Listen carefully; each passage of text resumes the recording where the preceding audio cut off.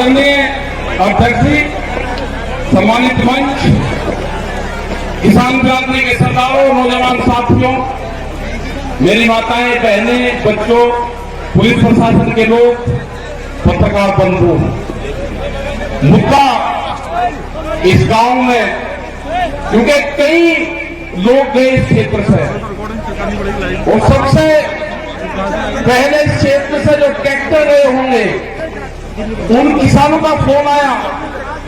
उन्होंने कहा कि कई ट्रैक्टर यहां से है और हम आना चाहते हैं, यहां से पुलिस रास्ते में नहीं आने देती। मैंने ये पहली बार लगा कि इस क्षेत्र से ट्रैक्टर भी आंदोलन में हिस्सा ले रहे थे। ये पूरे देश का मसला है। इसको पहले बांटा गया पंजाब हरियाणा में, फिर इसको बांटा गया उत्तर प्रदेश राजस्थान के कुछ सीमाओं में, फिर से कहा कि ये तो सरकार का आंदोलन है, फिर कहा कि एक बिरादरी का आंदोलन है। 8-10 टुकड़ों में इस आंदोलन को बांटने की कोशिश करेंगे। ये नहीं कहा कि आंदोलन किस मुद्दे पे है। सरकार से 12 बार बातचीत हुई, 12 दौर की वार्ता। हमने कहा कि जो 3 काले कानून है इनको वापसी ले लो। किसानों से आपने नहीं पूछा। गोदाम, बड़े बड़े गोदाम पहले बन गए और कानून बाद में बने हैं देश में, इसलिए व्यापारियों के कहने से उनके हितों का साधने के लिए कानून बने हैं। हमने कहा कि एमएसपी में कानून नहीं है। आज भी राजस्थान के बहुत लोग, जब हम भरतपुर से आ रहे थे, ट्रैक्टर टोलियों में अपने परिवार के साथ नापी के क्षेत्र के लोग जा रहे थे, जाते हुए हमने उनको रोका। उन्होंने कहा कि बाजरा है हमारे पास में, गेहूं है, हम इसको मंडी में बेचने जा रहे हैं। इनसे पूछा कि बाजरे का एमएसपी का रेट क्या है जो भारत सरकार ने तय करा। उन्होंने कहा कि हमको नहीं पता क्या रेट है। मतलब आज भी देश में ये हालात है कि किसान को सरकारी रेट का नहीं पता। मंडियों में उसकी बोली लगती है। जो किसान अपने घर से अनाज लेकर चला गया, व्यापारी उसकी बोली लगाएगा, उसको उसकी कीमत का नहीं पता कि क्या मिलेगा। बाजरे का 2100 रुपए का भाव है। हमने कहा कि आपको कहना कि जो सरकारी रेट है उसके कम पे मैं खरीद नहीं करूंगा, आप वहीं पे बैठ जाना। वो 1100 से 1200 रुपए में बाजरे को बेच पाएगा किसान, 1400 और 1500 रुपए में गेहूं को बेच पाएगा। जब उसकी फसल 1 महीने बाद में उसकी फसल आ जाएगी, उसके घर में अनाज रखा है, उसको बेचने गया है। लड़ाई यही है, लड़ाई किसी जाति की नहीं है। लड़ाई है कि एमएसपी पे कानून बने। मिनिमम सपोर्ट प्राइस जो है 1975 रुपए से कम पे गेहूं का भाव नामित हो। वो चाहे सरकार खरीदे या कोई व्यापारी खरीदे, उसके कम पे खरीदना हो। 2100 रुपए के आसपास का बाजरे का रेट है, बाजरा उसके कम पे खरीदना हो। मक्का 1700-1800 रुपए का रेट है, उससे कम पे खरीदना हो। धान 1800 रुपए से कम पे खरीदना हो। यह है कानून। इसके लिए लड़ाई वहां पर चल रही है। 100 दिन के आसपास लोग आ रहे हैं। सरकार तैयार नहीं है। सरकार ने कहा कि किसान की जब फसल की कटाई होगी, किसान अपने खेत में आ जाएगा, आंदोलन अपने आप खत्म हो जाएगा। उसके एक ही जबान से किसान ने अपनी फसल उड़ानी शुरू कर दी। उसने कहा कि आंदोलन करेंगे हम, अगर फसल हमारे बीच में आएगी उस फसल को उजाड़ देंगे। आपने हरियाणा, पंजाब, उत्तर प्रदेश, राजस्थान की जगह में बहुत किसान ने उजाड़ी फसल। हमने कहा कि फसल को बर्बाद न करो, ये आंदोलन भी चलेगा, ये फसल भी किसान काटेगा। ये आंदोलन कितना लंबा चलेगा ये तो नहीं कह सकते, लेकिन जो 40 लोग हैं, जो कमेटी के लोग हैं 40, उनके पीछे पंचायतें हैं, उनके पीछे सरपंचों का हाथ है, उसके पीछे पूरे हिंदुस्तान के किसान ने आस्था जताई है कि दिल्ली में चलने वाला धरना मेरे फसलों के रेट तय करेगा। ये लड़ाई बड़े पूंजीपति से है, सरकार उनकी सपोर्ट में है। ये लड़ाई वही है जो जमींदारों के खिलाफ होती थी, ये लड़ाई वही है जो राजाओं के खिलाफ होती थी। वो लड़ाई भी अनाज की लड़ाई थी, ये लड़ाई भी अनाज के रेट की लड़ाई है।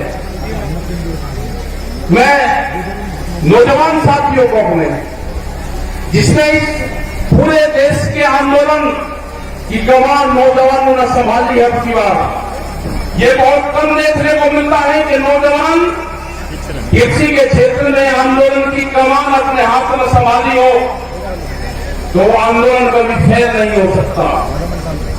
वो आंदोलन फेल नहीं होगा कभी भी, क्योंकि जिस तरह से शाहजहांपुर में पूरे दिल्ली के क्षेत्र में यहां का नौजवान निकला है, उसने जाति धर्म सब चीज को भुला के, वोट को भुला के, कि कौन किस क्षेत्र का है, मेरी वहां पर आपस में क्या लड़ाई क्या टकरार है, सब कुछ चीज को भुला के उसने दिल्ली के आंदोलन में शरीक हुआ।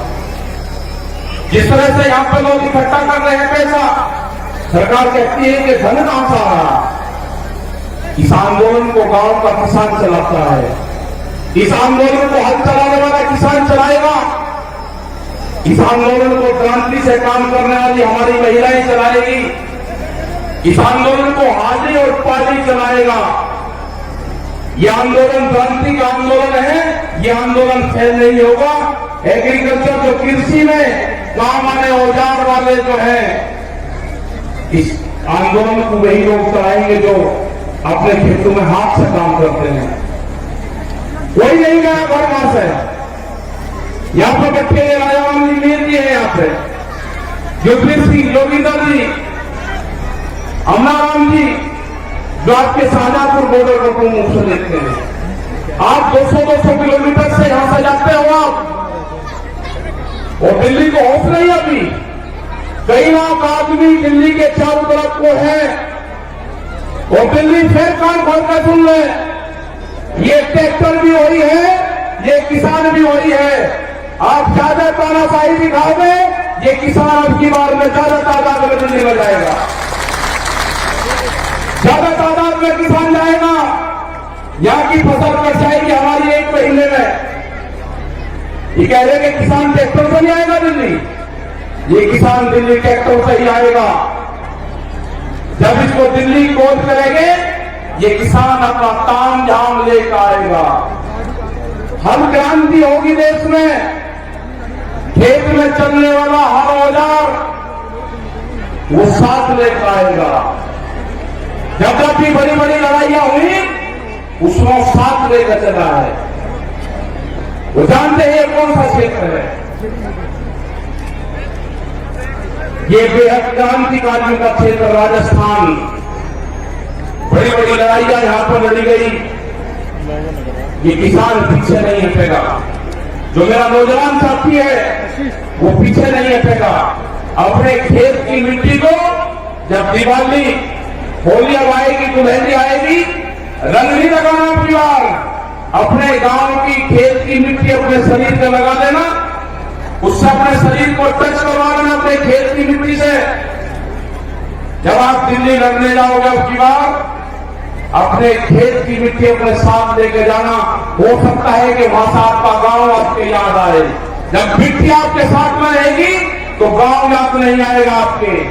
अपने खेत की मिट्टी अपने पूजा स्थान में रखो। अगर ये आंदोलन में किसान फेल हुआ तो 20 साल में आपकी जमीनें नहीं बचेगी, इतना कर्जा किसानों को आ जाएगा। सब लुटेरे आगे हैं, इन लुटेरों का मुकाबला होगा जेरी और सांगों से, जो खेत में भूख हटाने के काम आते हैं। ये लुटेरे हैं, देश को लूटने आए हैं, इनका मुकाबला होगा, इनसे लड़ना पड़ेगा। पूरा दिल्ली को चारों तरफ से किसानों ने घेर रखा है। लड़ाई कितनी लंबी चलेगी ये तो नहीं कह सकते, लेकिन लड़ाई चलेगी, किसान जीतेगा। किसान हार कर दिल्ली से नहीं आएगा वापसी। सरकार कान खोलकर सुनना, दिल्ली की सरकार, न किसान कायम आएगा न किसान वापसी आएगा। जब तक एनएसपी में कानून नहीं बनेगा, 3 दिन वापसी नहीं होंगे। बोल भी बहुत से भी लेकर आ रहे हैं, जब तक किसान वापसी नहीं होगा। जो मेरे बुजुर्ग है उनका जिस तरह से साथ मिल रहा है आंदोलन में, उन्हें जिस तरह से नौजवान साथियों को आके आप चलो आंदोलनों में, हमारे अध्यक्ष यहां पर बैठते हैं 90 साल से ज्यादा उम्र इनकी है, कह रहे कि आंदोलन लड़ाई करो, आंदोलन करो, दिल्ली चलो। तो यही सारे नौजवानों का, सारे युवाओं का, सारी महिलाओं का यही कहना है कि दिल्ली से वापसी नहीं आना। ये लड़ाई किसी जाति बिरादरी की नहीं है, ये लड़ाई किसान के अस्तित्व की है। इस लड़ाई को हमको लड़ना पड़ेगा, बहुत मजबूती के साथ लड़ना पड़ेगा। जाति, धर्म, गो, खाद ये सब छोड़ कर ये लड़ाई किसान और मजदूर की लड़ाई है। गरीब का अनाज तिजोरी में बंद ना हो, देश में भूख पे व्यापार ना हो, बड़े बड़े गोदाम बन गए, बड़े बड़े ताले लगेंगे, गरीब आदमी को रोटी नसीब नहीं होगी, कीमतें अनाज की उतनी बढ़ेगी। ये लड़ाई है रोटी तिजोरी में बंद ना हो, ये लड़ाई है व्यापारी के चुंगल में अनाज न लाए, ये लड़ाई है किसान को फसलों के दाम मिले। ये लड़ाई जारी रहेगी, आंदोलन हमारे जारी रहेंगे और हम पूरे देश भर में जाएंगे। पूरे देश भर में 24 मार्च तक के प्रोग्राम हमारे लगे हुए हैं अभी। उसके बाद आगे के प्रोग्राम लगेंगे, कह रहे थे वेस्ट बंगाल में कैलेंडर जाएंगे, आसाम में जाएंगे, वेस्ट बंगाल में जाएंगे, कर्नाटक और तमिलनाडु और महाराष्ट्र में भी जाएंगे। पूरे देश में किसान जाएगा। 40 लोगों की जत्थेबंदी है वो जाएगी, और जब तक भारत सरकार कानूनों को वापसी नहीं लेगी, जब तक एमएसपी पे मिनिमम सपोर्ट प्राइस पे कानून नहीं बनेगा, ये किसान दिल्ली को नहीं छोड़ेंगे।